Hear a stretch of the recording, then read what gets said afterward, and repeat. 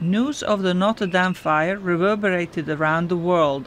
For many, the Paris landmark is more than a religious symbol. Notre Dame Cathedral is a UNESCO World Heritage Site, and its damage is a loss to the world and our hearts ache. The damage is a serious blow to the historical and cultural legacy of all of humanity and to our people as members of humankind.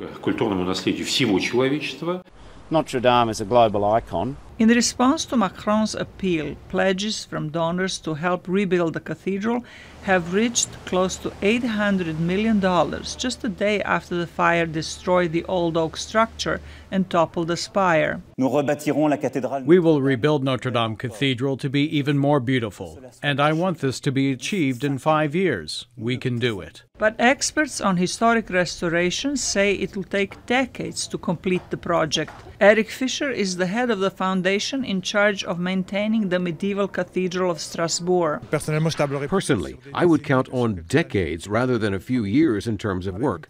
Initial diagnosis will be extremely important, determining what has been destroyed, what can be preserved. The next step will be making restoration choices before even starting the reconstruction work. Finding available masons, stained glass artists, and carpenters skilled in historic restoration will be another challenge, says Francis Maud, an architect who worked on the restoration of Windsor Castle after it caught fire in 1992. The supply of craftsmen with the skill to work so much stone, so much timber, so much lead, so much glass for the windows is something which the industry in the whole of Europe may well be challenged to meet at the present moment, particularly when we know that there are other very large projects which are facing the same limitations. Some people will insist that the cathedral should be rebuilt with exactly the same material and in the same way as it was before the fire. But that may not be wise, says Maud.